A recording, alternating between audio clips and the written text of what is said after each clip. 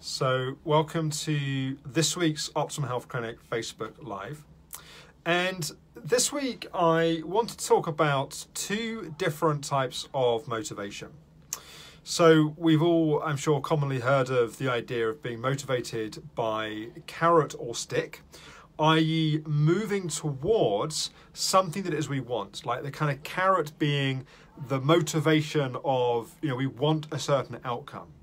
Be that in someone's career, wanting a promotion or wanting a pay rise, or in a motivated by looking forward to going on a holiday, or something that we're gonna get at the end that feels like a positive experience. And then we have stick motivation, which is that it's something that we want to avoid happening.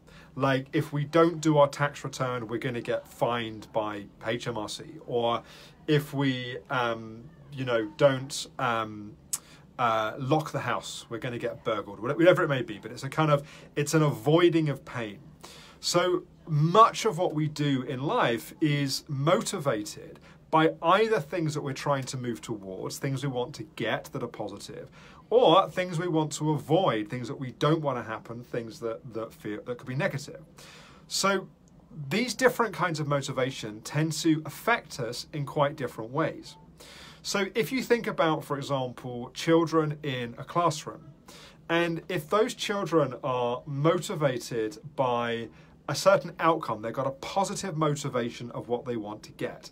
Maybe that motivation is that if they all finish their work early, they're going to get to finish a day early, or they're motivated by wanting to get good exam results because they want to go to a certain university, whatever it may be. In that instance, if the teacher leaves the classroom for a period of time, those children are motivated by something that they want, they're working towards, therefore they'll probably continue to concentrate and to work. If they're motivated by wanting to avoid pain, and if that pain is if you don't get this work done, you're going to get shouted at, you're going to be in trouble, whatever it may be, the more likely that if the teacher leaves the room, the kind of motivation goes. If the motivation is not wanting to get seen messing around, as long as you don't get caught, you don't get seen, then there's going to be less motivation. So why is this relevant to recovery from ME, chronic fatigue and fibromyalgia? Well, one of the things that often happens, sorry, I'm just changing arms trying to hold the phone. So when we're motivated by wanting to move towards recovery, let's say we have a particular thing we want to be able to do at some point in the future that we're building up to, we're more likely to stay motivated with the things that we need to do, be that daily practices of meditation and yoga, taking supplements, getting into a healing state, bouncing the boundaries, pacing, all the stuff that we might be working towards. We're moving towards an outcome. It's easier to stay consistent with those things that we're doing. What I notice often happens is if we're doing those things because we want to avoid a certain level of suffering, then when our suffering is not as much, we tend to find that the motivation slips. So one of the things that you can find is that there are people which are super motivated towards recovery for a short burst because they've had a relapse, or because they felt so terrible for the last few days or the last week or two or whatever, that they're really motivated to not feel the level of suffering and pain that they've been experiencing. But then once they start to feel a bit better, once that suffering and pain starts to reduce, the motivation starts to go away. And one of the things that I always think is interesting is that we all have a certain level of pain that we get normalized to. We get used to a certain level of suffering, be that in terms of symptoms, be that in terms of anxiety, be that in terms of sleep problems, whatever it may be. And if for many people with ME, chronic fatigue, fibromyalgia, their pain tolerance significantly increases over time. If someone had said you're going to be severely ill and bedbound or housebound with all of these symptoms, you'd have thought, well, how could I even cope with that? But somehow you have to, and so you get used to it. And so if we've normalized to a certain level of suffering, then there isn't much of the away from motivation now because we've got used to that.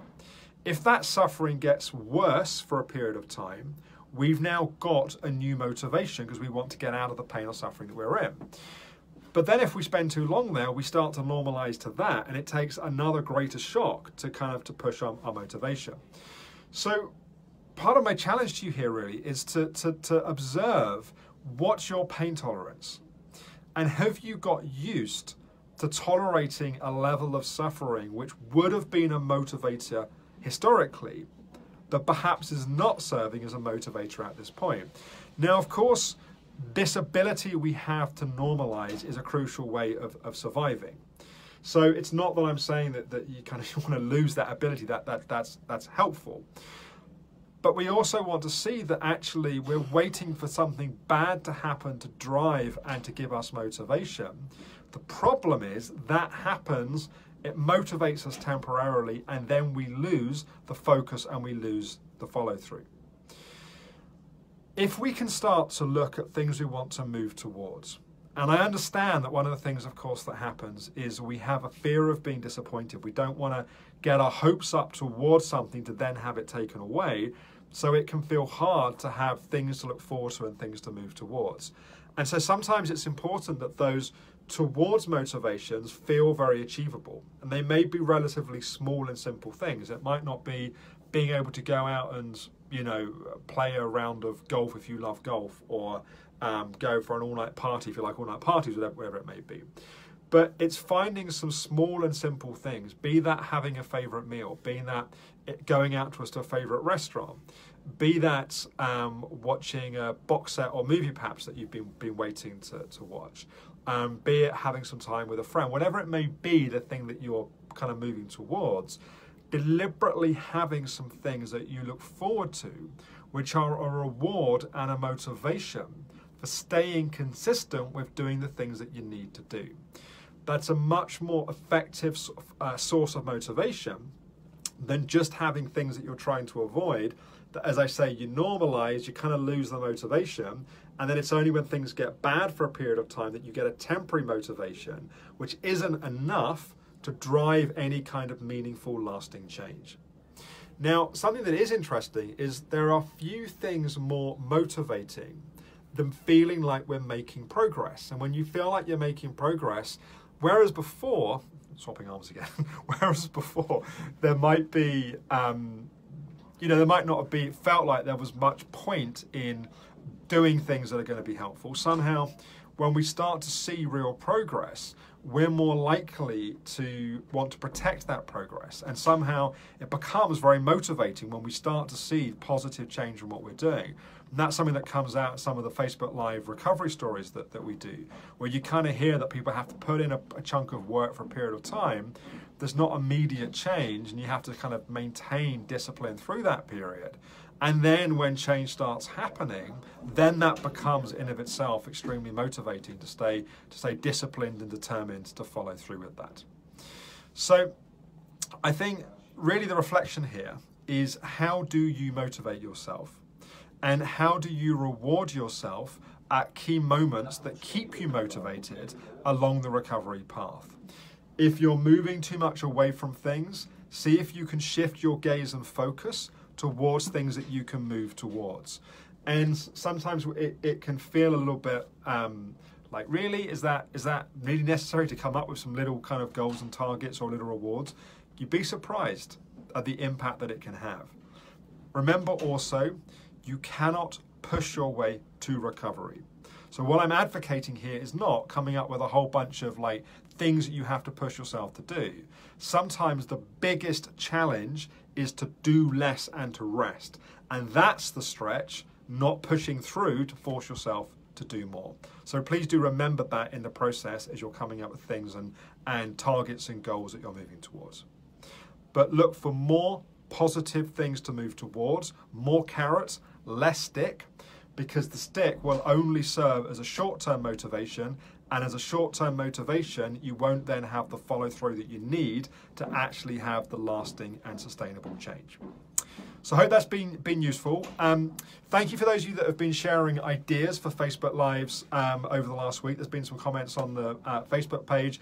Continue to share those. We've got an internal Google Doc where we're collating those ideas, and we'll use those as inspiration for videos at various points. Helen Lynham, who's Director of Nutrition, will be joining me on Facebook Live next week. And for anyone that's new to Optimum Health Clinic, if you want to find out more about what we do, go to the optimumhealthclinic.com. You can request a free information pack, which we'll post out to you with an informational DVD and booklet. And you can also book a free 15-minute chat with either our psychology and or nutrition team to find out more about how we might be able to help you. So I hope that's been useful, and I look forward to talking with you again next week. Bye-bye for now.